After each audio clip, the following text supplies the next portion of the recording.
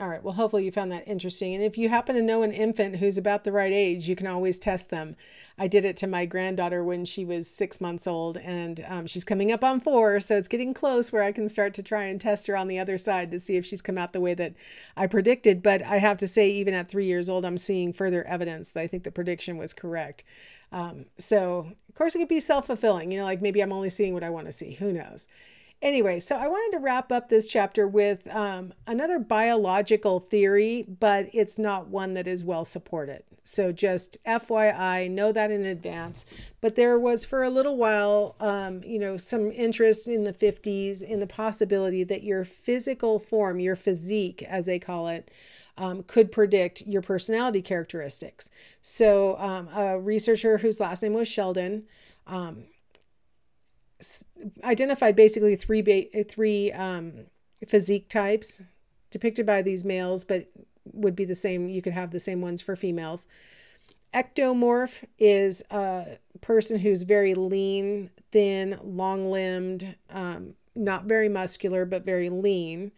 An endomorph is a person who is has a lot more fat deposited on them. Their muscles are not as toned. And then the mesomorph is a person who has a lot of muscle mass and muscularity, and not as much fat over it. So already I have, you know, an objection, because I mean, we vary on our physique depending on, you know, our state of development, right? I don't know about you guys, but when I went through puberty, I put on some weight. And then I grew really fast and looked very ectomorphic for a while. And then I started to fill out a little bit and started to look a little mesomorphic. Then I had a baby and looked a little more endomorphic for a while. Like I'm already skeptical. Like really already a little bit skeptical about Sheldon's physiques. But let me tell you what he says goes along with each of the physiques. So endomorphs are supposed to display a personality type that he called viscerotonia. So a person with an endomorphic physique is more relaxed, sociable, easygoing, and good-natured. Sounds like some stereotypes that we hold about people who are overweight, right? Like starting with Santa, right? Sounds like just some stereotypes, but okay. Ectomorphs are supposed to display cerebrotonia. They're more restrained, inhibited, cautious, and private. And then mesomorphs are supposed to display somatotomia. They're bold, assertive, active, and adventurous. Okay, I think we can agree all of these are pretty much just a bunch of stereotypes, aren't they? Let's look at their titles though. Cerebrotonia. Okay, so we're emphasizing the brain in the ectomorph. Oh yeah, now we understand where we got this list of stereotypes, don't we? Because we're saying that this person is thin, not very muscular, but thin, and it's because they use their brain a lot, right? Like this is probably an accountant or, you know, an architect or something, because they, you know, they use their brain to make a living kind of thing. Viscerotonia. Oh, viscera. That would be, you know, your viscera is like all of your guts, right? So the endomorph is being driven more like by their stomach and their intestines. Little stereotyping we're seeing here in the viscerotonia description. And then the somatotomia. Soma means body. And so the mesomorph is going to be, you know, focused on their body. And of course, how do you get big muscles? But by using your body, right? Either to lift weights or to have a job that requires that kind of activity and stuff like that. So a person who has a lot of muscles is going to have a focus on their body. I'm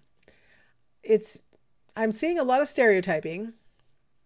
I'm seeing, again, I feel like even the definitions and then the terms that they gave, just like how Hippocrates argued that bodily humors are going to cause our personality to change. Well, our bodily humors probably change, right? I can for sure tell you that sometimes you're more phlegmatic than other times, aren't you?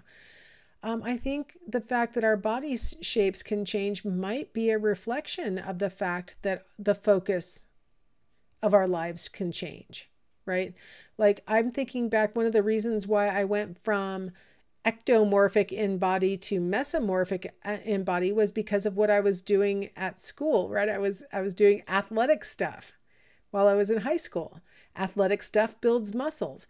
It was also my primary, besides academics, which honestly, when I was in high school, I didn't pay as much attention to as I should have. And I had a part-time job, and then I did my athletic adventures, right? So I was very body focused at the time. I definitely was. Then, once I got to college and especially graduate school and got more cerebral, I lost a lot of my muscle mass. Didn't really gain too much weight yet, but I had lost a lot of my muscle mass. Oh, what do you know? And then, of course, once I had a baby, I would say my guts got moved around for sure. But also, I gained a little weight when I had a baby.